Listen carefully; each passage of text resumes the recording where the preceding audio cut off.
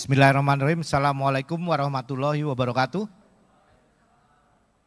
Salam sejahtera buat kita semua. Selamat pagi buat kita semua juga. Sesi pertama ini tentunya sesi yang paling berat. Biasanya tamunya masih di jalan karena Jakarta macet. Juga masih di tempat breakfast karena masih ngobrol-ngobrol. Tapi alhamdulillah hampir 70% ruangan sudah mulai terisi. Bapak Ibu sekalian, pagi hari ini topiknya agak berat ya. Tentunya terkait dengan analisis gap National Red List Assessment ya.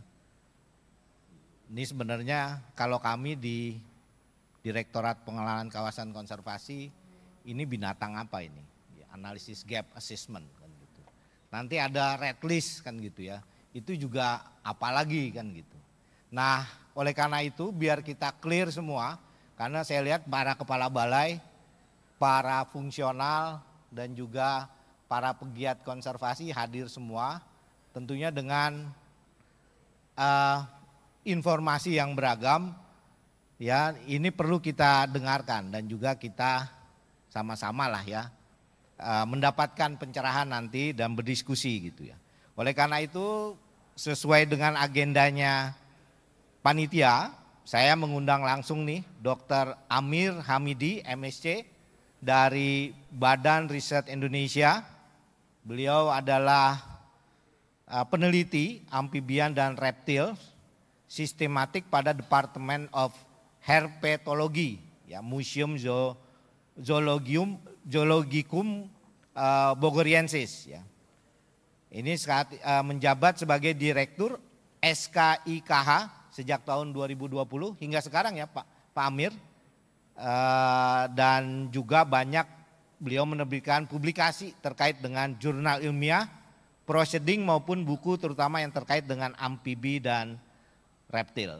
Beliau adalah keanggotaan profesionalnya terkait dengan Herpetology Society of Japan, member of Indonesian Herpetology Society dan Himpunan Peneliti Indonesia.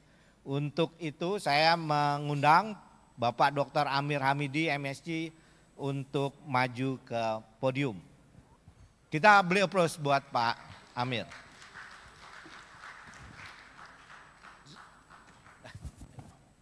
Selanjutnya narasumber kedua saya mengundang Dr. Sunarto. Beliau adalah IUCN ID SSG. Nah, ini apalagi nih ID SSG. Nanti kita sama-sama dengar nih dari Pak Sunarto. Beliau adalah seorang ahli di bidang wildlife dan landscape ekologis. Ya, dan saat ini beliau juga banyak menerbitkan publikasi atau jurnal ilmiah ya terkait dengan keahliannya. Pak, untuk itu kita beri applause buat Pak Dr. Sunarto. Berikutnya adalah narasumber ketiga. Nah, ini yang paling halus suaranya di antara kita bertiga ya Pak. Mudah-mudahan ini mewarnai sesi pertama ini, yaitu Dr. Yulita Kusuma Dewi, IUCN IPRLA. Beliau adalah peneliti di BRIN dan memiliki bidang keahlian ekologi tumbuhan, forest genetik dan konservasi. Dan saat ini juga beliau banyak menerbitkan berbagai publikasi di bidang ekologi, genetik dan konservasi terkait flora Kalimantan Tengah dan status konservasi pohon asli Indonesia. Beliau saat ini menjabat sebagai koordinator of IUCN SSC Indonesia Plant Red List Authority. Untuk itu kita beri applause buat Ibu Dr. Yulita. Bapak Ibu sekalian, tadi temanya memang cukup berat dan memang kita ketahui kalau terkait red list selama ini kan kita taunya ada 8 kalau nggak salah ya kategori, mulai dari punah hingga yang nggak ada datanya gitu. Yang nggak ada datanya itu biasanya nomor 8. Nah, kita seringkali banyak satwa-satwa kita, tumbuhan kita itu kita juga nggak paham Pak, ini masuk ke kategori yang mana dan bagaimana kondisinya saat ini. Apakah makin banyak, makin turun, dan kalau udah diancam punah, bagaimana mengembalikannya biar dia kembali lagi seperti sedia kala atau membalikannya. Ini juga perlu upaya-upaya, dan ini sama-sama kita dengar nih ya dari para ahlinya, dan mungkin menjadi sebuah strategi ini kita ke depan dalam menyelamatkan keanekaragaman hayati kita yang terancam punah. Bapak Ibu sekalian, saya dikasih waktu 1 jam dan kita mulai tadi jam 9.15 ya. Untuk itu ya masing-masing nanti narasumber dapat menyampaikan selama 10 menit ya paparannya, dan kemudian kita ada waktu 30 menit untuk mendiskusikannya. Untuk itu saya persilakan pada Pak Dr. Amir Hamidi ya sebagai narasumber pertama untuk menyampaikan. Silakan Bapak. Selamat pagi, Assalamualaikum warahmatullahi wabarakatuh. Terima kasih atas waktunya Pak Moderator, Pak Jeffrey, kawan-kawan semua penggiat konservasi. Pagi hari ini saya akan mencoba memberikan analisis begitu ya, tapi analisis ini kan namanya juga analisis, jadi masih ada perlu yang kita gali ya. Gap terkait dengan red list assessment. Sebelum masuk ke sana, memang saya memberikan ilustrasi 2 foto yang cukup bagus begitu. Contohnya ini dihasilkan oleh almarhum 2 murid saya. Satu Caloprinus bunguranus, satu lagi Leptoprin cruentata. Karena saya senang kata, maka yang saya tampilkan foto kata gitu ya. Satu spesies statusnya critically endangered dan satu spesies statusnya data deficient. 2 spesies ini endemik untuk Indonesia. Ya, yang bunguranus ini dari Pulau Bunguran sana di Natuna. Kemudian yang Leptoprin cruentata ini kita tahu semua, dia endemik di sekitar pegunungan tinggi Jawa Barat begitu. Nah, kenapa asesmennya menjadi berbeda begitu? Satu data deficient, satu critically endangered begitu ya. Sekali lagi itu sangat tergantung kepada ketersediaan data, Bapak Ibu sekalian. Jadi yang namanya assessment ini adalah suatu red list assessment ini adalah suatu assessment terkait dengan spesies begitu. Nah, kalau kita petakan di Indonesia ya, ini data yang dulu dikompil oleh Puslit Biologi, sekarang BRIN ya. Data kompilasi dari daftar merah IUCN ya. Untuk fauna, nanti mungkin flora oleh Dr. Yulita bisa lebih jelas. Kalau fauna, kita melihat bahwa spesies-spesies fauna ini ya, mulai dari yang rendah, tingkatan rendah sampai yang tingkatan tinggi, sebenarnya yang sudah facing extinction atau berstatus paling tinggi ya di critically endangered itu jauh lebih banyak dibanding yang endangered.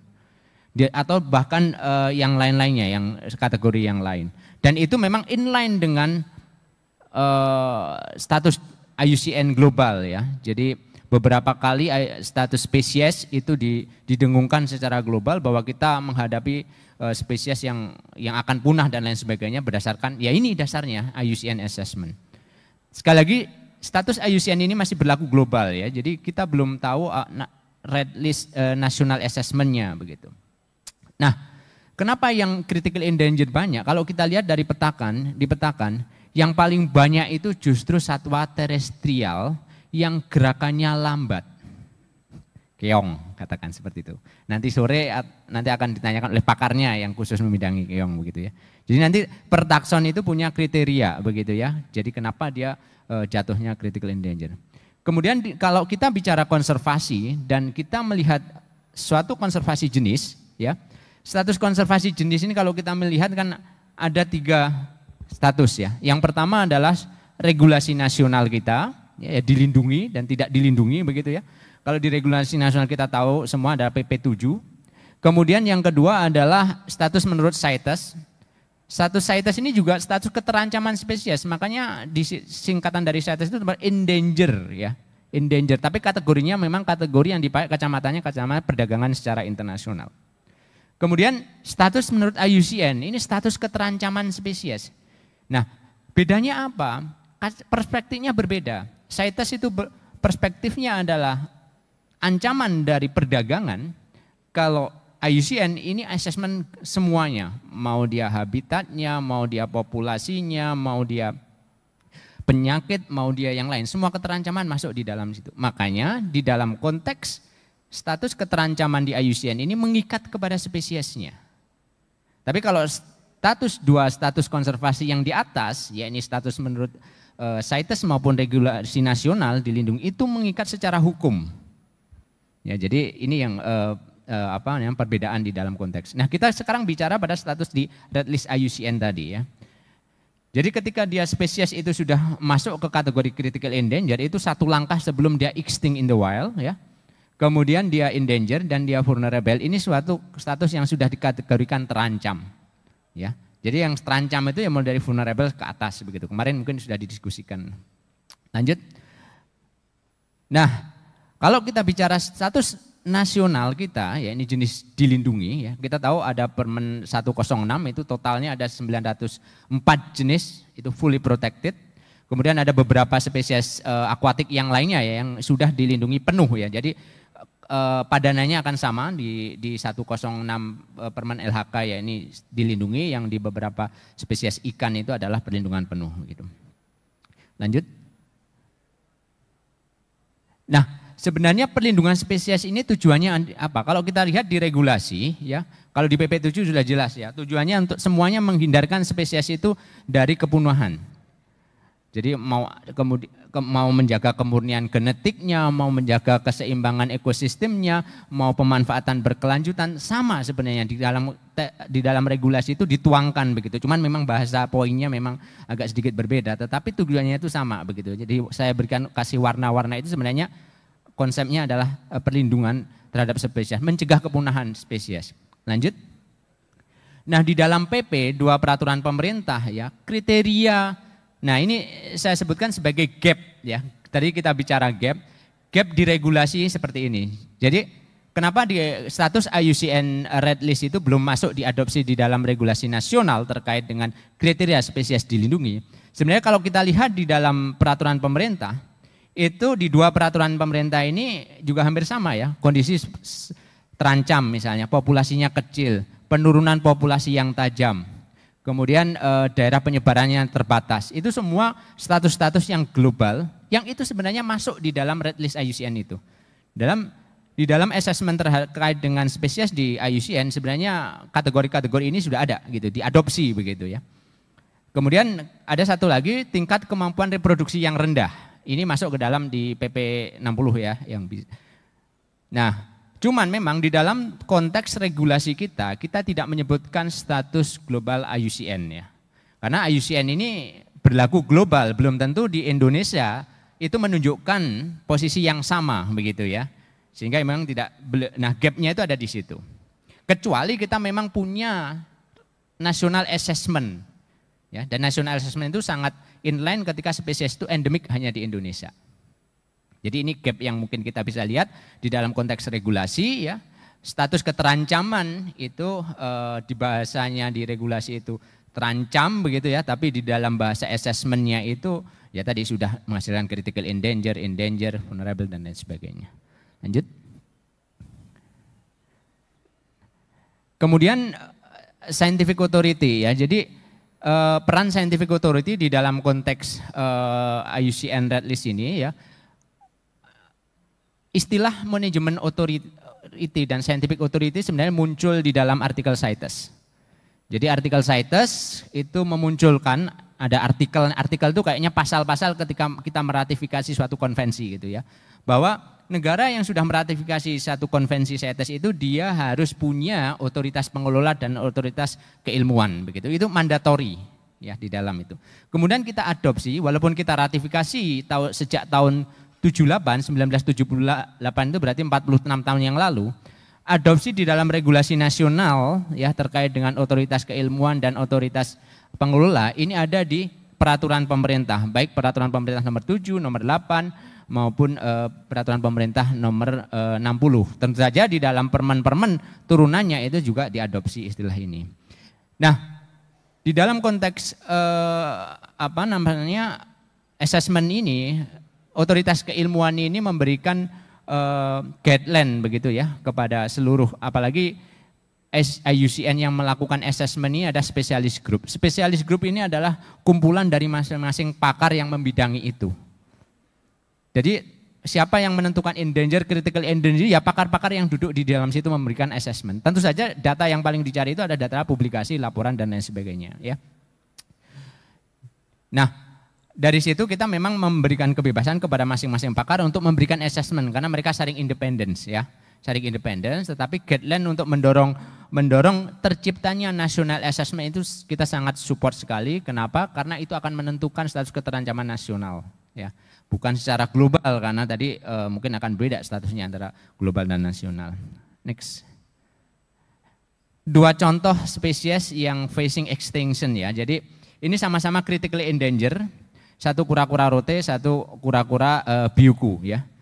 Ini monitoring 10 tahun keberadaannya di alam, sekali lagi di alam, itu tidak ditemukan individu, ya. Jadi 2019 teman-teman penggiat kura-kura itu mengadakan pre-national assessment begitu, ya. Dan mereka juga sudah berkesimpulan ini kok nggak ada ketemu di alam lagi ini. Biuku, Batagor afinis ini ada di Sumatera, ya. Walaupun dia ada populasi di Malay Peninsula. Kemudian kura-kura rote yang di alam, ya, populasi di alam. Walaupun kura-kura rote juga ada populasinya di wilayah timur-timur begitu, ya. Jadi dua kura-kura ini memang bukan endemik di kita, tetapi ada beberapa di negara lain, ya, walaupun populasinya sedikit begitu, ya. Nah, dua spesies ini adalah contoh yang sudah betul-betul dimonitor untuk menetapkan status keterancamannya, ya. Jadi selama ini status globalnya masih critically endangered begitu, ya. Tapi kalau ini monitoring tidak ketemu di alam, mungkin status kedepannya juga akan meningkat begitu. Next. Siap. Oke, terima kasih dari saya. Sementara itu nanti kita akan diskusi lebih detail lagi. Matur nuwun, waktu saya kembalikan. Assalamualaikum warahmatullahi wabarakatuh. Terima kasih Pak Amir. Kita mendapatkan informasi yang sangat penting gitu, ya. Ini yang dimaksud dengan status-status ini, ya, mulai dari status nasional, status IUCN maupun juga status menurut CITES gitu, ya, memiliki sebenarnya tekanan-tekanan tertentu. Seringkali kita agak kabur nih Pak kalau di lapangan gitu, ya. Tetapi yang menarik ini terkait dengan kriteria untuk sebuah spesies dilindungi, ini juga menyangkut dengan sebaran satuannya. Nah, ini yang menjadi tugas teman-teman di kawasan konservasi Pak. Tetapi nggak hanya itu sebenarnya, karena kawasan hutannya nggak hanya hutan konservasi, dia ada hutan produksi, hutan lindung, dan juga menjadi tanggung jawab para pengelolanya, bahkan para pemegang izin juga menjadi tanggung jawab. Nah, ini juga nanti menarik bagaimana mengintegrasikan hal ini, karena saat KHT ini menjadi tanggung jawab negara, tidak menjadi tanggung jawab private atau apa. Jadi negara yang selalu bertanggung jawab untuk itu. Dan kebetulan KSDAE ini menjadi kunci untuk menjawab hal itu. Nah, ini mengintegrasinya nanti seperti apa? Kita lihat nih teman-teman di pemerintahan maupun teman-teman di praktisi bagaimana mengaitkannya. Untuk selanjutnya mungkin saya mengundang Pak Dr. Sunarto untuk menyampaikan mungkin paparannya. Silakan Pak Sunarto untuk waktunya 10 menit.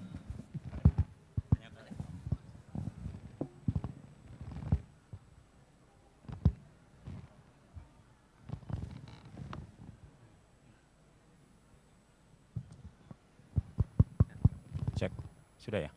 Oke, baik. Baik, selamat pagi, salam sejahtera buat kita semua, Ibu Bapak sekalian.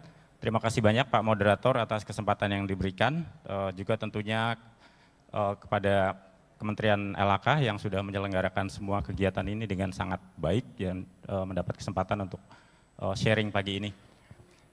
Jadi melanjutkan mungkin yang sudah disampaikan oleh Pak Amir, saya mungkin lebih mengarah ke terkait IUCN IDSSC dan kegiatan red listing yang akan dilakukan. Boleh next slide? Baik, mungkin tadi ditanya Pak Jeffrey, makhluk apa sih IDSSC itu dan kenapa sampai dibentuk? Mungkin saya tampilkan dulu ini peta Indonesia dan ini universitas-universitas di Indonesia yang kebetulan saya ambil karena ada sebenarnya dari ujian itu ya, dari Kompas ini. Tapi ini peta yang menurut saya paling representatif untuk menampilkan betapa Indonesia sangat kaya dengan intelektualitas, ya, dan di lain sisi juga kita sangat kaya dengan keanekaragaman hayati yang luar biasa. Ini data dari BRIN yang waktu itu dipresentasikan oleh Bappenas, Pak, di IPSAP. Mas Amir mungkin nanti kalau ada update mohon koreksinya juga barangkali. Jadi kekayaan kita luar biasa, kita bukan hanya spesies tapi juga ekosistem, genetik belum lagi yang luar biasa. Tadi ada kawan-kawan di sini juga yang ahli genetik, mungkin nanti bisa sharing juga. Jadi dengan kondisi seperti ini, ternyata banyak sekali spesies yang kita tidak ketahui statusnya. Seperti tadi Pak Amir sampaikan, menurut saya critically endangered itu masih lebih bagus daripada data deficient. Ya, karena kita tidak tahu kondisinya seperti apa kalau data deficient. Bisa jadi besok punah. Kalau kritis kita sudah tahu, kita sudah paham prosesnya ke sana, memang ada arah ke sana dan kita bisa hentikan mungkin kalau kita memang berniat dan mengetahui ingredient atau kiat-kiat yang memang perlu dilakukan, dan itu sudah banyak yang terjadi, bisa dibalik itu dalam banyak kasus. Nah, ini banyak sekali jenis yang kita tidak tahu, bahkan jumlah jenisnya pun selalu berubah-ubah. Nanti saya tunjukkan juga dari versi ini dengan yang kita download dari IUCN Red List misalnya, ternyata beda. Karena memang sangat dinamis sekali kondisi, entah itu taksonominya, entah itu memang statusnya sendiri sudah berubah dan lain-lain. Jadi memang sangat dinamis. Dan kenapa IDSSI sampai dibentuk? Inilah salah satu latar belakangnya, karena selama ini lebih banyak spesies kita malah yang mengetahui orang luar, atau orang luar yang sok tahu mengakses spesies kita. Nah, ini tantangan ya buat kita, dan kita mendapat kesempatan sekarang, kita bisa mengakses sendiri spesies kita, dan harus gitu ya.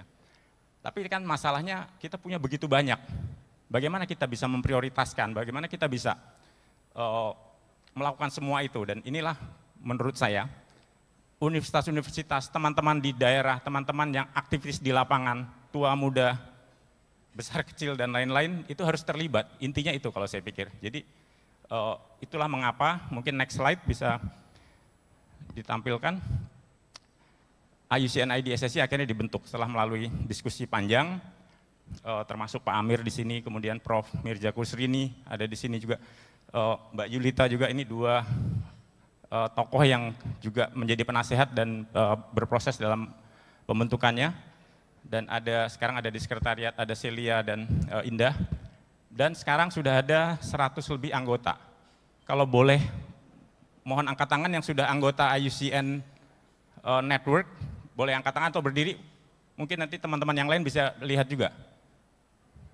Ternyata belum banyak, ada Bang Wahdi di sana, ada Bu Miki di sini, Mas Akbar, ya nanti silahkan teman-teman yang ingin ngobrol. Oh Pak Agil, maaf Pak. Ya, ini teman-teman yang sudah menjadi anggota IUCN dan mungkin sebagian belum menjadi IDSSI. Jadi kita buat sekarang yang sudah menjadi anggota IUCN Specialist Group yang selama ini tidak terkoordinir di level nasional, itu otomatis kita undang. Ya. Kemudian kita cari lagi aktivis-aktivis yang memang aktif di lapangan, paham kondisi lapangan, yang kadang-kadang mereka mungkin tidak punya akses ke IUCN Global. Ini yang kita coba jembatani. Ya. Dan ini anggotanya sedang tumbuh juga, jadi nanti teman-teman yang memang punya aktivitas, punya kepedulian, punya pengetahuan, silakan kita bisa sama-sama. Dan ada banyak peran yang bisa kita dorong sama-sama. Dan programnya sendiri, mungkin next slide ya lebih detail. Siklus program di sini selama ini mungkin orang taunya IUCN itu apa?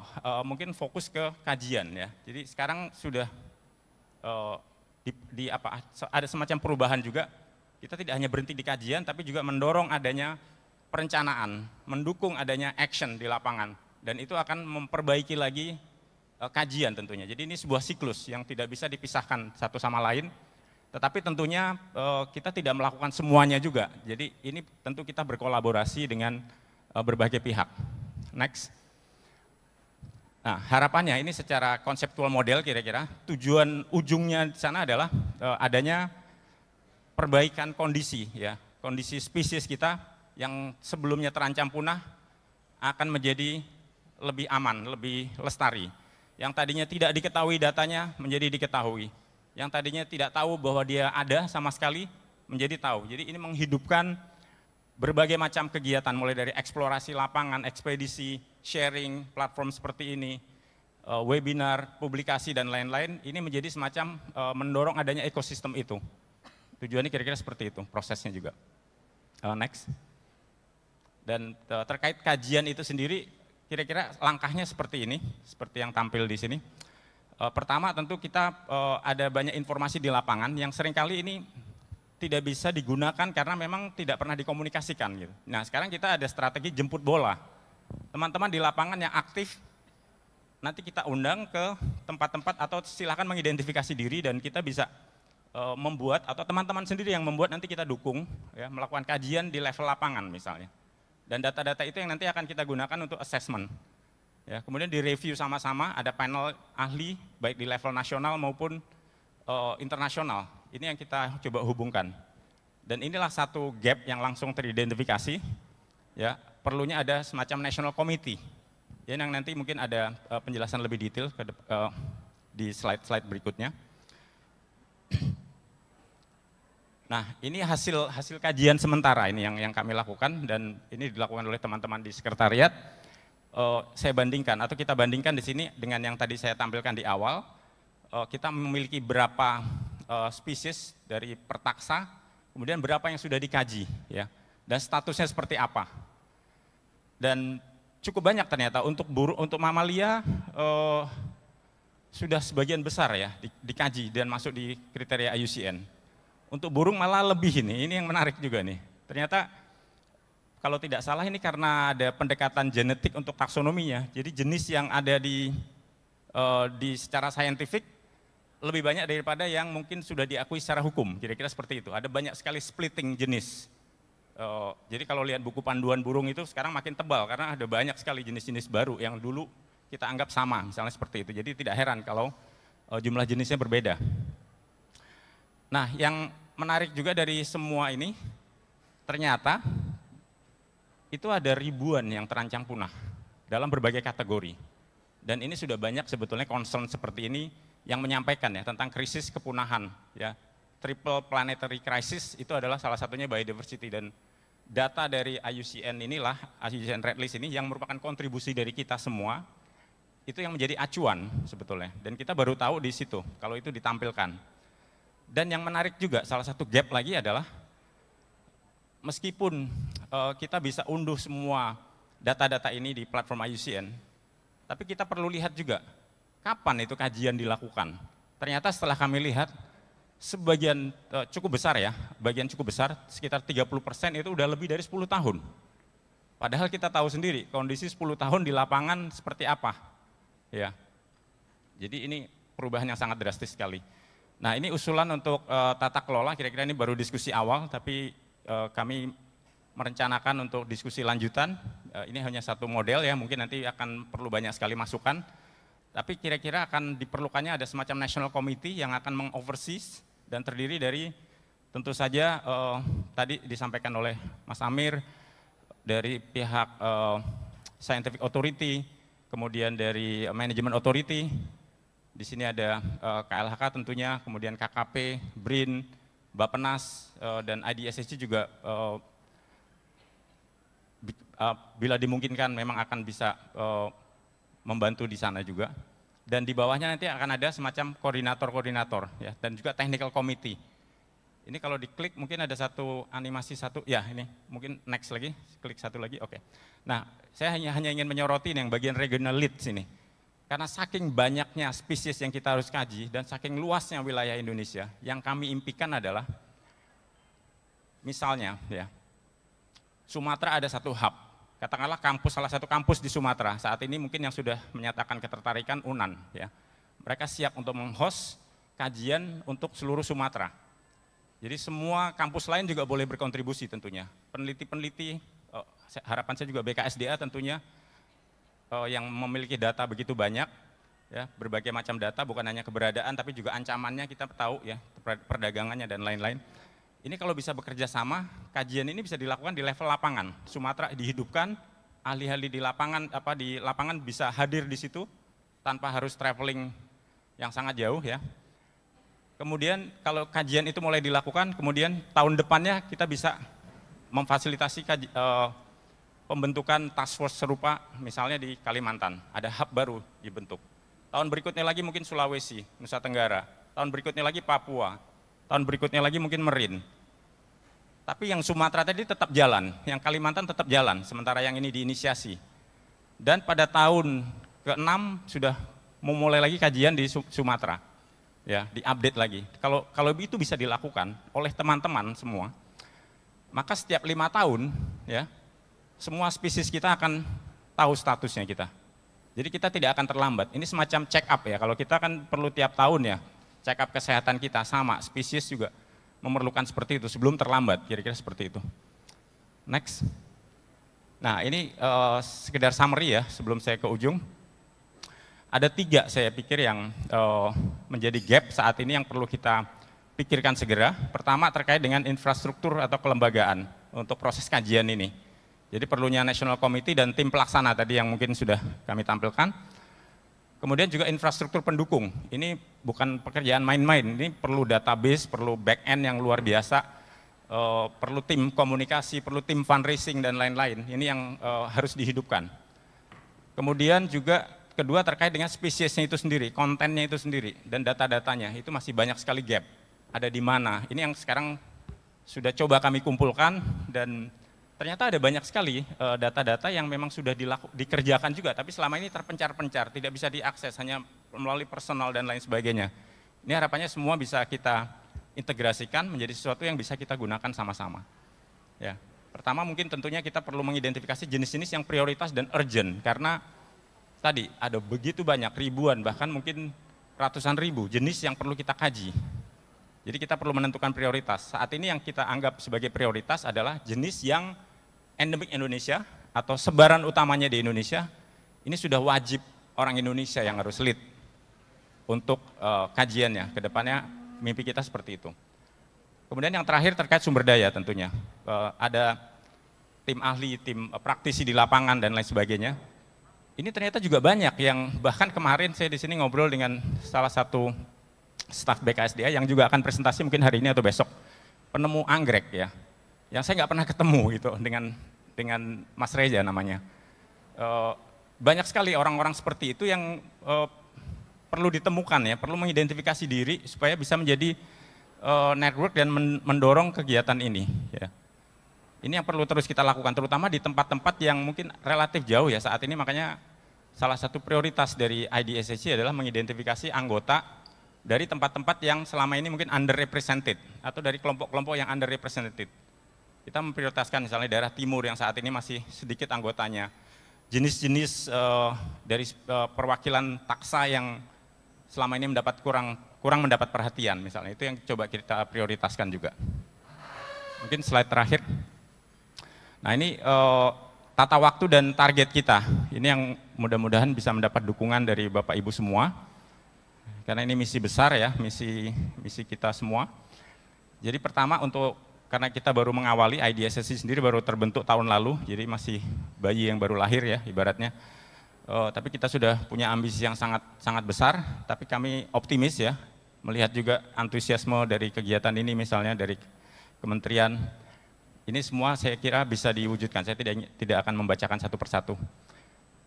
Next mungkin terakhir, ya ini sekedar informasi kalau ada yang tertarik lebih lanjut, mengetahui apa itu IUCN IDSSC, kita punya sosial media, Instagram, kemudian ada LinkedIn juga yang baru dibuat, ada website, silahkan hubungi kami, bisa email kami, itu ada QR code juga yang bisa di-scan dan langsung ke profil kita. Itu sementara, Pak Jeffrey, terima kasih banyak atas waktunya.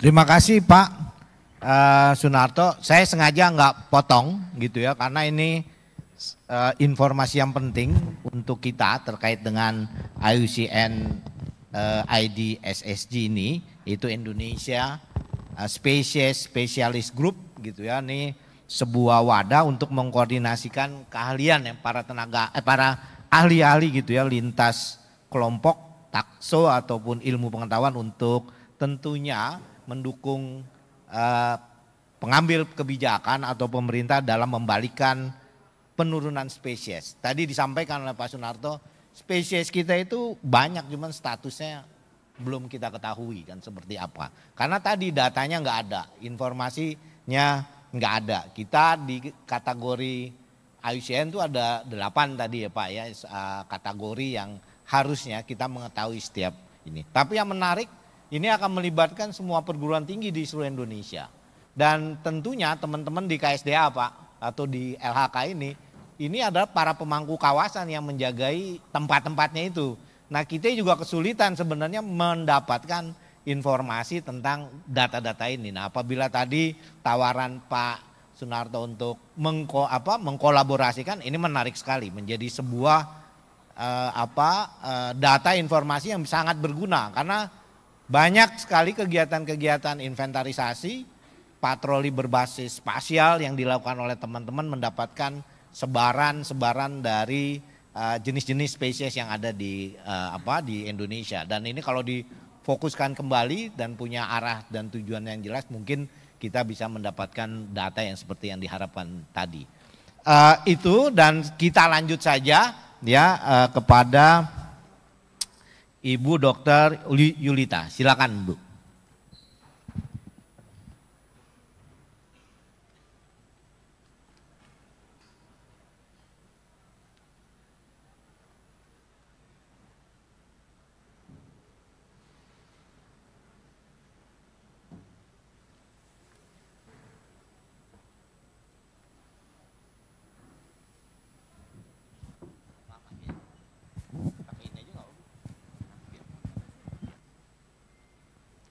Baik, terima kasih. Selamat pagi. Bismillah. Assalamualaikum warahmatullahi wabarakatuh. Bapak, Ibu, teman-teman semua, adik-adik, kolega. Hari ini saya sangat bahagia dan sangat happy gitu ya, karena bisa berada di antara Bapak dan Ibu untuk memperkenalkan kegiatan kami, dan juga apresiasi saya yang sangat tinggi kepada, khususnya kepada Direktorat KKSG, Ditjen KSDAE, serta kawan-kawan dari ID SSG, Bu Miki, Mas Larto, dan kawan-kawan semua atas kesempatan dan penyelenggaraan yang luar biasa ini. Baik Bapak dan Ibu, mungkin di sini tadi kita sudah banyak mendengar ya tentang gap analysis dan juga introduction tentang apa itu red list beserta rencana besar yang akan dilakukan oleh kawan-kawan di ID SSG dan juga kita semua. Jadi di sini mungkin saya akan sedikit memperkenalkan tentang Indonesia Pan Red List Authority.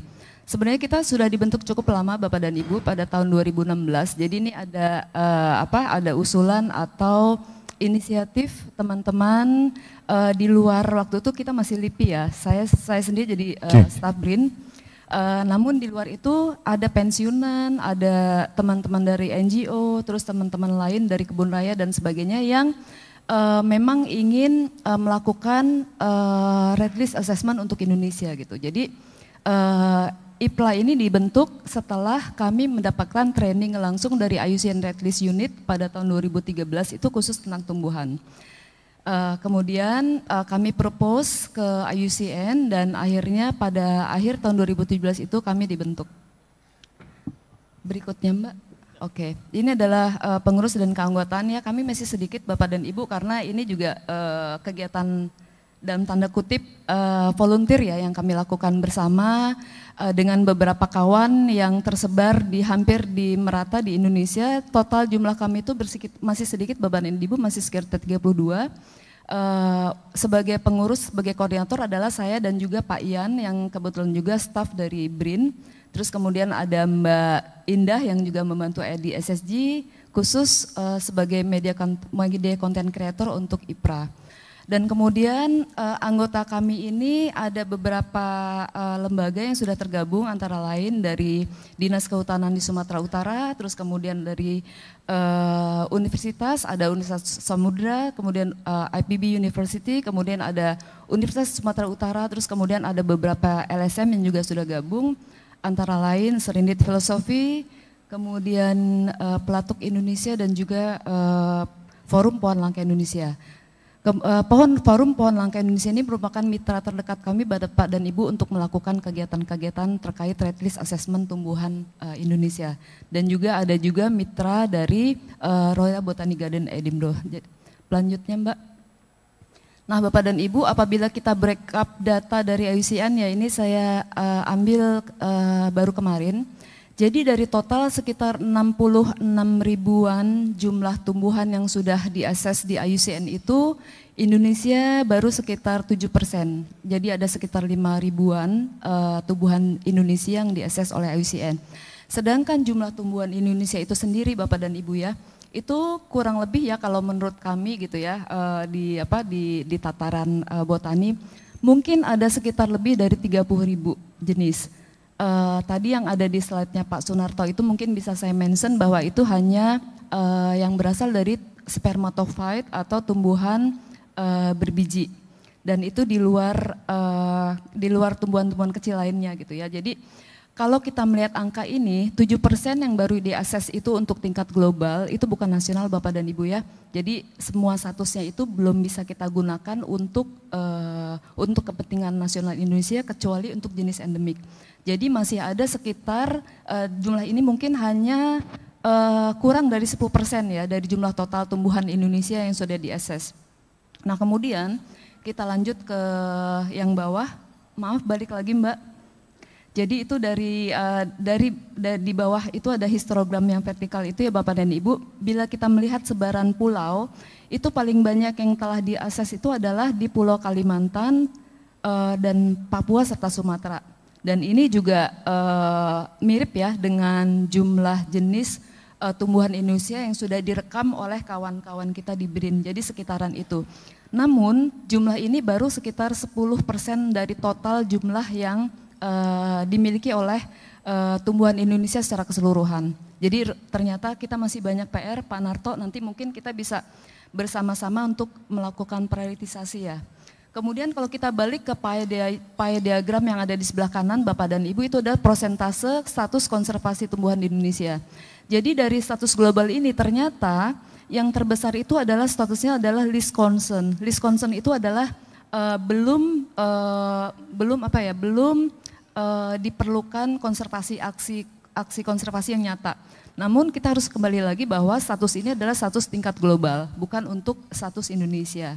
Jadi apabila nanti kita akan bergerak dalam kaitannya dengan kegiatan National Red List Assessment, mungkin kalau untuk tumbuhan kita bisa bergerak dari yang LC Mas Narto. Karena justru yang porsi terbesar ini misalnya ya, kalau kita break up lagi untuk level nasional, belum tentu mereka LC, tapi juga mungkin mereka sudah masuk ke terancam punah gitu. LC itu kan bukan terancam punah ya. Nah untuk tumbuhan itu sendiri ternyata yang paling banyak setelah diakses itu adalah dalam bentuk pohon. Jadi tumbuhan itu kan macam-macam Bapak dan Ibu ya bentuknya ya, ada bentuk menjalar seperti anggur, kemudian ada yang berbentuk shrub seperti jahe-jahean, ada yang berbentuk seperti batu gitu ya, terus kemudian ada yang graminoid atau seperti padi. Nah ini yang paling banyak yang sudah diakses adalah dalam bentuk pohon. Lanjut. Nah ini adalah sebaran data atau grafik data yang sudah kami rekap ya. Jadi Bapak dan Ibu lihat sejak terbentuknya IPRA dari tahun 2017 itu kita langsung terjadi kenaikan yang cukup signifikan dalam hal asesmen. Mengapa demikian? Karena begitu kami terbentuk, kami langsung bermitra dengan beberapa lembaga internasional yang juga memiliki interest yang sama dengan kami. Jadi kita bermitra cukup dekat dengan Botanical Garden Conservation International, kemudian dengan South African National Biodiversity Institute, dan ada beberapa lembaga konservasi lainnya di dunia. Kemudian, nah ini adalah contoh-contoh yang telah kami lakukan Bapak dan Ibu. Seperti tadi ya Pak Nato sudah menjelaskan mengenai tahapan untuk melakukan Red List Assessment. Jadi pada tahap awal, apabila kita mau melakukan Red List Assessment itu akan sangat efektif apabila kita bekerja dalam suatu grup atau lokakarya. Jadi kita sudah memiliki list dan prioritas tumbuhan yang akan kita akses. Kemudian kita mengundang pakar, kemudian kawan-kawan yang tergabung dalam forum ini atau forum lain kita undang atau kita buat semacam announcement dan mereka juga berkumpul sehingga kita melakukan assessment bersama-sama. Ini adalah assessment yang pertama kami lakukan pada tahun 2018 yang lingkupnya adalah untuk Southeast Asia, untuk regional di Asia Tenggara.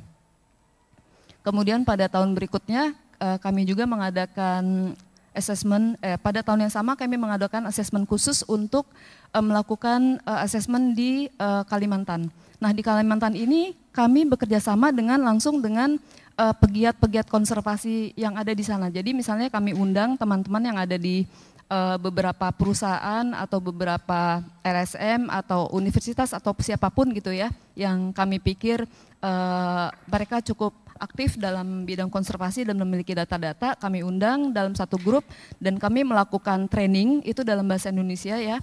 Terus kami melakukan kegiatan ini dan di akhir kegiatan biasanya kami mengadakan field excursion. Kemudian pada tahun berikutnya kami mengadakan lagi regional workshop yang dilakukan di Brunei, itu ini bersama dengan teman-teman dari negara-negara lain yang ada di Southeast Asia, karena kami memiliki target untuk melakukan asesmen pada seluruh Dipterocarp atau suku-suku meranti yang ada di Borneo. Dan kemudian pada tahun yang sama juga kami melakukan workshop juga, contohnya ini ya di Botanic Garden Bogor, ini dihadiri oleh sebagian besar teman-teman dari KLHK dan juga yang dulu di KLHK dan juga dari LIPI. Nah sejak tahun 2020 dan 2021 kami vakum Bapak dan Ibu karena ada pandemi COVID, jadi kegiatan kami juga otomatis tidak terlalu banyak, kami hanya melakukan sedikit meeting, kemudian diskusi dan juga virtual training, namun tidak melakukan workshop secara langsung. Dan ini kegiatan kami di lapangan tahun 2022 ya, kami juga melakukan kegiatan aksi konservasi pada salah satu jenis endemik yang ada di Sumatera. Nah kemudian tahun kemarin kami juga melakukan kegiatan konservasi untuk salah satu jenis yang gaharu buaya ya, itu di Kalimantan Barat yang juga merupakan komoditas perdagangan cukup penting dan ini sudah masuk ke dalam daftar lindungan. Kemudian dari tumbuhan itu kalau kita lihat di IUCN Red List Bapak dan Ibu ada 3 jenis yang sudah dianggap punah. Satu jenis benar-benar punah itu namanya Etlingera heniana. Dan saya tidak berhasil menemukan fotonya yang ada di luaran sana Bapak dan Ibu ya. Cuma ini saya menemukan foto herbarium dan jenis ini sudah punah dan dianggap punah itu sekitar tahun 2019. Sebaran aslinya itu ada di Jakarta sebenarnya. Ya karena kita tahu ya di lahan di Jakarta sudah convert ke infrastruktur dan habitat alamnya otomatis punah, sudah punah. Balik lagi yang tadi Mbak, selain jenis yang sudah punah itu, ada 2 jenis lagi yang disebut punah di alam. Minta tolong balik lagi ke slide sebelumnya. Nah, yang sebelah kanan itu Bapak dan Ibu ada 2 jenis yang dianggap punah di alam. Yang pertama adalah Mangifera casturi atau mangga kasturi ya, dan yang kedua itu adalah Amomum, sejenis jahe-jahean. Nah, yang menariknya khusus untuk Mangifera casturi ini walaupun dianggap punah di alam, ternyata ada beberapa lokasi yang sudah menanam jenis ini. Mungkin di sini bisa saya sebutkan ya, antara lain ada mungkin Bapak dan Ibu tahu ada perusahaan yang bernama Wika ya, mereka punya satu lahan untuk ex situ konservasi dan mereka sudah menanam ini di lahan mereka di daerah Jawa Barat. Dan kemudian ada beberapa botanic garden juga yang sudah mengkonservasi Mangifera ini. Dan Bapak dan Ibu ya, ini pentingnya kita membuat semacam Red List Assessments. Suatu saat kalau misalnya kita menemukan makin banyak, mungkin ini bisa keluar dari Red List daftar merah. Lanjut Mbak. Dan ini mungkin ada beberapa jenis pohon Bapak dan Ibu ya yang sudah masuk ke daftar critically endangered. Dan ini ada di salah satu buku yang sudah kami publish ya. Namanya buku daftar merah Indonesia pertama, ini khusus untuk 50 jenis kayu. Jadi di buku itu Bapak dan Ibu kita sudah membuat national status, itu yang di bold, yang huruf ditebalkan, dan kemudian kami juga masih mencantumkan status globalnya. Jadi dalam buku itu sudah ada status untuk nasional dan juga untuk global. Ini ada beberapa contoh ya, terus kemudian lanjut. Dan ini juga contoh lain, ini endemik dari Palahlar, endemik dari Pulau Nusa Kambangan. Kemudian lanjut. Dan ini juga endemik di Pulau Jawa. Terus kemudian, boleh lanjut. Nah ini yang gaharu buaya ya, statusnya critically endangered, jadi belum ada status global tapi kami sudah melakukan assessment untuk nasional. Kemudian lanjut. Nah, ini adalah beberapa produk kami, Bapak dan Ibu. Jadi setelah kami membuat buku daftar merah itu, kami berusaha untuk membuat suatu serak ya, dokumen serak untuk strategi konservasi 20 spesies pohon prioritas nasional, dan ini kerjasama juga dengan Forum Pohon Langka yang nantinya salah satu speaker akan hadir ya, Pak Arif Hamidi, yang nanti sore akan memaparkan kegiatan-kegiatan yang telah dilakukan. Dan juga kami melakukan serangkaian red list assessment khususnya untuk tumbuhan-tumbuhan endemik Indonesia dan sebarannya asli dari Indonesia, dan juga beberapa publikasi misalnya Conservation News. Lanjut, dan ini adalah hasil dari workshop yang kami lakukan di Southeast Asia tadi Bapak dan Ibu, yaitu red list Bornean endemic Dipterocarp yang sebelah kiri, kemudian yang sebelah kanan itu red list untuk seluruh Dipterocarp yang ada di dunia. Lanjut. Dan ini adalah buku berikut Bapak dan Ibu ya, buku daftar merah Indonesia kedua ini khusus untuk seluruh Dipterocarp yang ada di Indonesia, itu ada sekitar 251, saat ini sudah selesai dan kami sedang mencari publisher untuk hal ini. Terakhir, terima kasih ini kepada berbagai lembaga yang telah mensupport kegiatan kami selama ini. Silakan bagi Bapak dan Ibu yang ingin bergabung dengan keanggotaan kami, dan kami biasanya mengadakan regular training dan workshop ya, sekitar 2 atau 3 bulan sekali. Terima kasih atas perhatiannya. Wassalamualaikum warahmatullahi wabarakatuh. Waalaikumsalam warahmatullahi wabarakatuh. Terima kasih Bu Yulita. Begitu banyak sebenarnya yang sudah dilakukan untuk kegiatan peningkatan kapasitas. Teman-teman, kita masih punya waktu sekitar 10 menit nih. Saya harus berbagi. Nanti ada kalau sesuai dengan jadwal ya 1 jam. Dan kita tadi terlambat 15 menit dan masih ada 10 menit. Untuk itu kita ada nanti silakan teman-teman bertanya, dan mungkin saya buka satu sesi dulu ya, karena saya juga harus memberikan waktu buat para narasumber juga untuk di akhir untuk melakukan closing statementnya masing-masing ya, untuk menutup acara ini. Nah, silakan termin pertama yang mau bertanya langsung saja, nanti sebut nama kepada siapa, dari mana tentunya, serta langsung kepada pertanyaannya. Silakan. 1 di kanan kiri kita, kanan saya tentunya. Lagi di tengah. 2 Pak Agus. Di kiri. Di belakang, oh kiri ada. 3 di belakang. Enggak ada. Jadi 3 penanya. Silakan Pak. Baik, terima kasih. Selamat pagi, saya ucapkan kepada Dr. Amir, Dr. Sunarto, dan Dr. Yulita. Cukup menarik tema yang sesi ini Pak.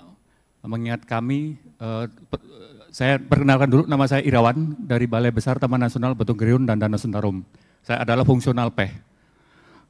Terkait apa yang disampaikan terutama Dr. Amir, Dr. Sunarto tadi, banyak hal yang menarik bagi kami yang di lapangan, terutama kami sering menemukan jenis-jenis, terkadang kami bingung bagaimana ini tindak lanjutnya. Seperti contoh kalau untuk jenis ikan Pak, karena saya di sini juga hadir sesi saya besok terkait ikan. Hal yang menarik salah satunya ikan Tortamroides. Bapak Sunarto bilang tadi masih mending status itu apa rentan atau apa ketimbang data defisien atau tidak ada data. Nah, saya cukup miris terkait ikan ini, sebenarnya sudah sounding juga ke kawan-kawan. Setiap ada kawan-kawan dari luar datang, tetapi kalau untuk jenis Tortamroides ini Pak, ikan ini sampai tadi malam saya cek statusnya masih data defisien. Saya pernah bertanya kok nggak ada yang berminat ini. Ikan ini nilainya cukup tinggi, nilai ekonomisnya. Dan kami di Kalimantan Barat di 4 subdas yang ada di Taman Nasional Betung Gerihun, kami menemukan semua. Artinya sebaran ikan itu cukup luas. Info dari kawan-kawan, karena saya juga tergabung komunitas pemancing, di Kalteng juga diketemukan. Artinya dengan potensi temuan yang banyak kok bisa sampai datanya masih statusnya data defisien. Itu bagaimana solusinya agar bisa ada perubahan terkait itu. Terus saya juga tadi tertarik, mudah-mudahan bisa bergabung Pak. Nanti kita akan cek bagaimana caranya. Nah, termasuk juga yang tadi Bu Lita yang bagian tanaman, kalau tanaman insya Allah Bu tahun depan, saya kebetulan sudah mempersiapkan bahan-bahan, tahun depan saya akan istilahnya karena udah yang muda-muda udah cukup banyak, saya akan beralih memperdalam di pohon-pohonan Bu. Nah, mudah-mudahan saya bisa bergabung juga di IPRLA. Untuk sementara sekian dari saya, terima kasih. Terima kasih Mas. Lanjut Pak Agus ya. Di tengah Mas.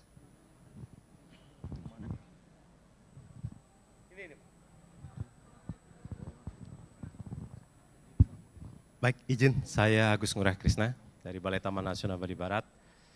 Pertanyaan mungkin saya ajukan ke Pak Amir dan Pak Narto ya.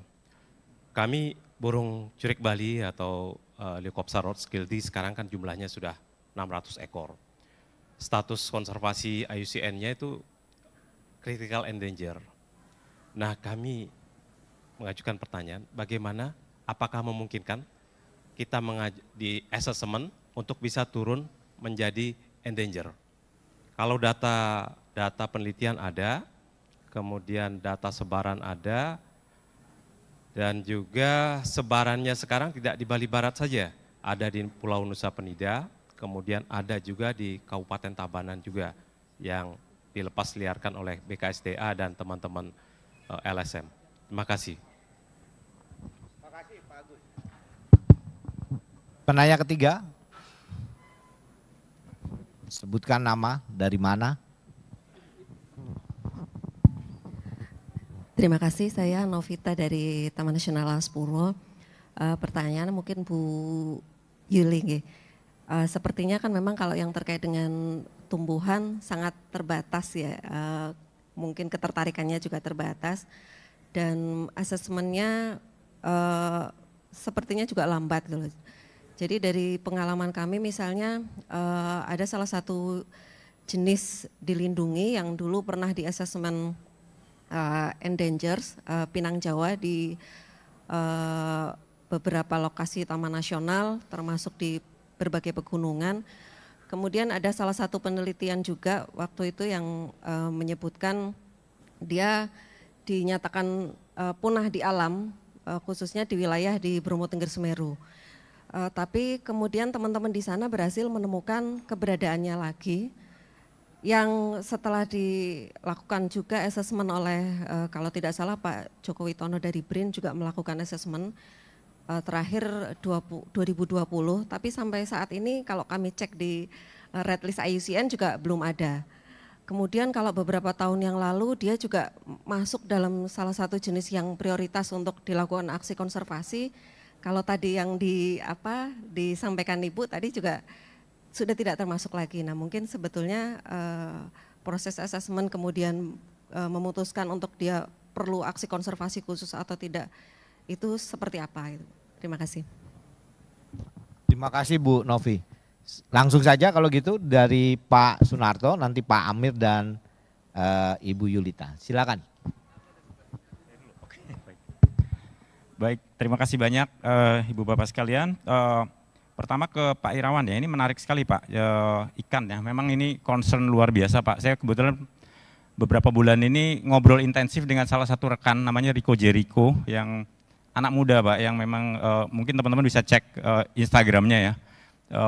Itu foto-foto ikannya luar biasa dan dia bilang hampir di semua wilayah di Indonesia ini sangat terancam kondisi ikan terutama oleh jenis-jenis invasif ya. Hampir tidak dia temukan tempat yang aman gitu, kecuali waktu itu dia bilang ada satu lokasi yang rawa gambut di Sumatera. Mungkin karena dunia gambut itu di mana ikan terkecil di dunia ditemukan ya.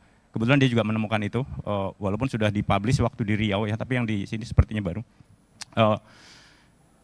Itu sepertinya ada ekosistem yang paling unik gitu ya, yang mungkin jenis-jenis invasif agak sulit untuk masuk gitu, hanya mungkin karena itu. Nah ini menarik sekali kalau tadi datanya masih deficient juga gitu ya, seperti yang Bapak sampaikan. Dan kadang-kadang sebetulnya yang terjadi simply karena informasi yang ada di teman-teman di lapangan itu tidak tersampaikan ya, tidak ada koneksi tadi. Makanya inilah salah satu saya kira misi dari IDSSG ini menjembatani itu ya, saya kira memang penting banget ini. Ada banyak sekali pengetahuan di lapangan yang tidak terakomodir di kajian global gitu. Ini juga baru saja terjadi terkait banteng. Kemarin banteng hampir saja teman-teman di internasional melakukan kajian dan tidak mengetahui betapa banyaknya upaya-upaya di lapangan yang sudah dilakukan dan juga indikasi peningkatan populasi di beberapa lokasi, walaupun tentunya ada juga beberapa lokasi lain yang mungkin ada kehilangan juga ya populasi kecil-kecil, tapi seperti di Alas Purwo, di Baluran itu ternyata teman-teman banyak yang aktif dan ada indikasi peningkatan populasi di sana gitu. Ini yang hal-hal seperti ini yang saya kira memang perlu lebih banyak kita angkat lagi. Kemudian kedua mungkin jadi welcome Pak Irawan, nanti kita bisa ngobrol lagi, saya senang sekali. Kemudian dari Bali Barat, Pak Agus ya, ini kebetulan saya juga belum lama ke Bali Barat Pak, tahun ini saya udah 2 kali ke sana dan sebelumnya saya ke sana itu mungkin sekitar 20-an tahun yang lalu dan memang kaget Pak lihat Bali, Curik Bali ya, bahkan di dekat-dekat restoran itu ada semua dan saya ke feeding groundnya itu yang bukan yang di Cekik tapi yang di dekat Labuan Lalang ya, itu memang luar biasa dan saya pikir memang sudah saatnya Pak dikaji ulang ya, tapi saya nggak tahu nanti statusnya apa, itu kita tidak boleh menentukan duluan ya Pak ya. Jadi saya pikir memang seperti ini juga perlu dikaji ulang, juga memberikan pembelajaran juga ya, jadi nggak semua kondisi satwa menurun, memang ada pasti yang menurun dan mengalami tantangan, termasuk ini kajian bukan berarti untuk kita merasa aman ya, justru kita akan mengidentifikasi apa nih supaya kedepannya bisa lebih baik lagi. Mungkin populasi keduanya misalnya, saya nggak tahu kondisi yang di Nusa Penida misalnya saat ini seperti apa, yang waktu itu ada upaya rilis juga. Dan mungkin bisa diperluas lagi ke tempat-tempat lain ya, barangkali bahkan tempat-tempat yang sebelumnya memang sudah tidak ada, misalnya bisa direkolonisasi lagi. Jadi kajian ini harapannya memang akan men-trigger hal-hal seperti itu Pak. Jadi ada semacam bukan hanya terkait dengan assessment-nya itu sendiri seperti tadi saya sampaikan, tapi juga planning dan action-nya. Untuk yang Bu Novita mungkin nanti langsung ke Mbak Yulita ya. Saya pikir dari saya itu lebih kurangnya, mohon maaf, terima kasih. Terima kasih Pak Sunarto. Silakan Pak Amir. Terima kasih. Pertanyaan pertama terkait ikan dan yang kedua terkait jalak Bali ya. Nah, terkait spesies yang data defisien, saya pikir ini kenapa bisa terjadi? Ya, pada saat assessment mungkin data tidak tersedia di meja, Mas. Itu prinsipnya. Karena pada saat assessment ini, yang assess siapa? Ya, anggota IUCN Specialist Group itu. Nah, anggota IUCN Specialist Group ketika duduk di meja akan nyari semua data pada saat nge-assessment. Mulai data publikasi, report, bahkan data yang di iNaturalis begitu, yang ada foto sebaran ya, itu sebenarnya bisa dipakai. Tapi kalau pada saat assessment itu tidak tersedia data, akhirnya jatuhnya ke kriteria itu. Nah, saya pikir ini juga PR untuk kita untuk bisa menghadirkan data itu dalam bentuk apapun. Nggak harus semua terpublikasi, karena pertama memang yang dipakai adalah yang data publikasi ya. Tetapi ketika data itu nggak tersedia publikasi, report pun juga diadopsi. Bahkan data di Citizen Science, di iNaturalis atau di GBIF dan lain sebagainya itu juga bisa teradopsi terkait dengan sebaran yang akan mempengaruhi status keterancaman tadi. Bisa naik dari data defisien ke status yang lain begitu ya.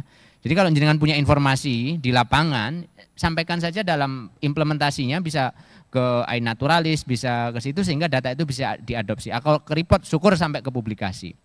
Itu sangat membantu assessment terkait dengan data defisien. Yang kedua terkait dengan Curik Bali, Bapak Ibu sekalian. Kalau saya mengilustrasikan salah satu indikasi keberhasilan ya menaikkan suatu populasi itu, mungkin kita bisa melihat dari status keterancamannya yang down list, istilahnya seperti itu. Jadi jenengan bisa pakai ilustrasi panda misalnya milik RSC gitu ya.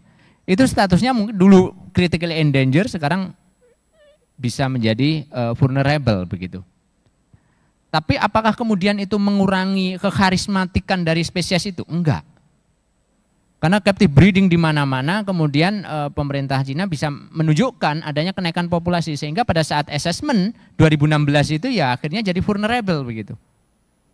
Nah, ini bisa terjadi dengan Curik Bali. Jadi nanti mungkin sesi burung ada ya. Monggo silakan di-raise lagi di sesi burung. Teman-teman pakar burung ada di sana bisa di-raise lagi untuk mengevaluasi. Cuman memang di dalam assessment itu ada poin status populasi itu naik.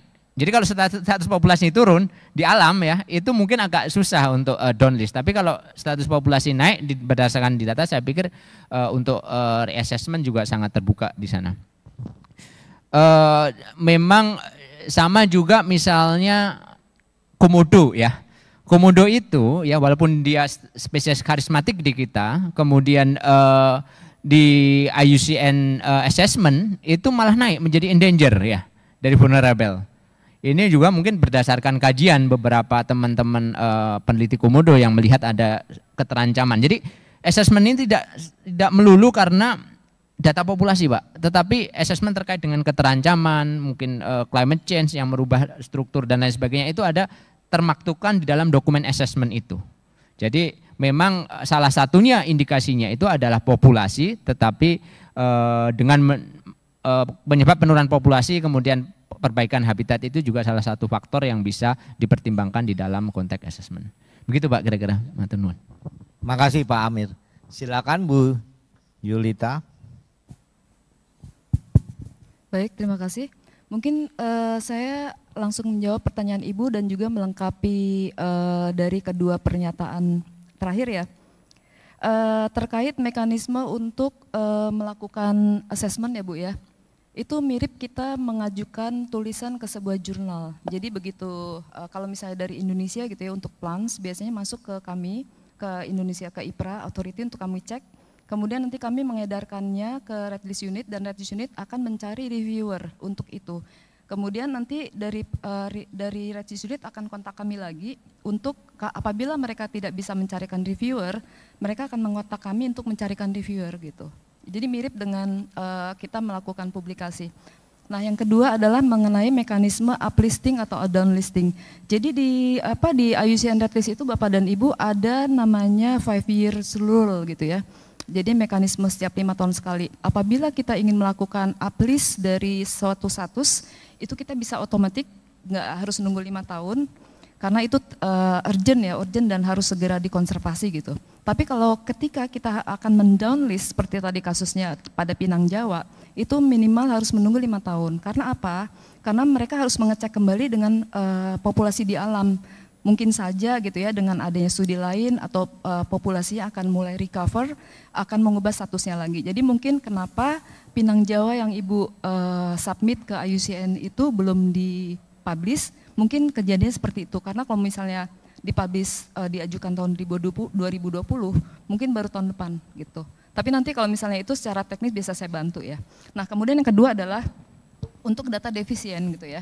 Untuk data defisien yang sudah terlanjur masuk di statusnya sebagai DD atau data defisien, apabila Bapak dan Ibu memiliki data, itu bisa langsung. Jadi bisa langsung kontak ke Red List Unit bahwa status ini tidak benar gitu. Jadi statusnya yang benar adalah seperti ini. Kalau untuk data defisien mungkin nggak harus nunggu 5 tahun ya, bisa cepat gitu. Nah, terus kemudian ada perubahan status lagi nih, misalnya kita memberikan status CR gitu ya. Kalau CR di kriteria itu kan macam-macamnya, ada kriteria A, B, C, D dan seterusnya gitu. Tapi itu secara teknik. Kalau ada tambahan data, tambahan input dan sebagainya, kalau statusnya itu masih sama-sama critically endangered atau endangered or vulnerable, itu bisa langsung Bapak dan Ibu. Jadi nanti seperti juga kita menulis paper gitu ya, paper itu nanti akan direvisi gitu. Dan revisiannya itulah yang akan digunakan sebagai status terakhir. Jadi seperti tadi saya mengemfasis lagi yang dijelaskan oleh Mas Amir ya. Jadi nanti pada waktu Bapak dan Ibu melakukan pelatihan, itu Bapak dan Ibu akan diajarkan serangkaian terminologi dari IUCN, misalnya infer, estimate, kemudian observe dan sebagainya. Jadi data-data setiap kata itu ada maknanya. Misalnya infer, Bapak dan Ibu boleh menggunakan data yang diinfer dari perdagangan misalnya. Terus kemudian Bapak dan Ibu bisa melakukan misalnya menggunakan kata observe gitu ya, itu bisa dari data lapangan. Kemudian data-data lain. Jadi mudah-mudahan ya dengan adanya event ini tidak mendiscourage Bapak dan Ibu untuk tidak melakukan assessment walaupun data yang ada sangat minim. Karena itu akan sangat meaningful banget buat pemerintah Indonesia ya untuk melakukan memberi masukan dalam kebijakan-kebijakan terutama untuk National Biodiversity Action Plan. Mungkin dari saya itu Pak, makasih. Terima kasih Bu Yulita. Bapak Ibu sekalian, kita sebelum mengakhiri, saya nggak akan menyimpulkan sebenarnya, tapi ini adalah informasi yang cukup bagus dari 3 narasumber. Untuk itu saya minta mungkin para narasumber bisa menutup ya dalam 30 detik gitu menyampaikan kurang lebih apa yang bisa mengencourage teman-teman semua di sini gitu ya untuk ditindaklanjuti nanti di lapangan. Silakan Pak Amir. Ya, dari saya sebenarnya national assessment ini perlu digiatkan ya, karena bagaimanapun juga akan sangat membantu pemerintah ya dalam mengevaluasi status konservasi jenis. Status konservasi jenis. Jadi apapun data yang tersedia, kalau itu diakses oleh pakar yang ada dan itu berdasarkan data kekinian yang kita punya, ya itu akan sangat membantu pemerintah dan kesuksesan di dalam usaha konservasi spesies. Begitu saja Pak. Terima kasih Pak Amir. Silakan Pak Dr. Sunarto. Baik, terima kasih Pak. Mungkin saya ingin menekankan sekali lagi, melanjutkan yang Mas Amir sudah sampaikan, bahwa kita punya tantangan yang luar biasa ya, tapi di lain sisi ini area bermain yang luar biasa juga untuk kita bisa lakukan kajian bersama di level nasional, berkolaborasi dengan juga network internasional, dan memperkuat jejaring di seluruh Indonesia. Ya, ini tantangan yang harus kita bisa jawab, dan saya yakin kita bisa jawab untuk Indonesia yang lebih baik. Ya, terima kasih Pak Sunarto. Silakan Bu Yulita. Mungkin yang terakhir buat dari saya, lebih baik kita mulai start sekarang daripada tidak pernah start gitu aja Pak. Makasih. Ya, makasih. 3 poin penting sebenarnya dari tadi, bahwa pemerintah memerlukan sebenarnya data yang luar biasa, data-data spesies tentunya untuk memastikan kalau kita ingin mempengaruhi atau merubah status-status spesies kita. Tadi Pak Narto bilang kolaborasi itu menjadi penting dan kita harus mulai dari sekarang gitu ya Bu Yulinta, daripada tidak sama sekali. Ini semua untuk kebaikan keanekaragaman hayati kita. Mungkin itu yang bisa saya hantarkan. Terima kasih, kita beri applause kepada 3 narasumber. Billahi taufik wal hidayah, wassalamualaikum warahmatullahi wabarakatuh.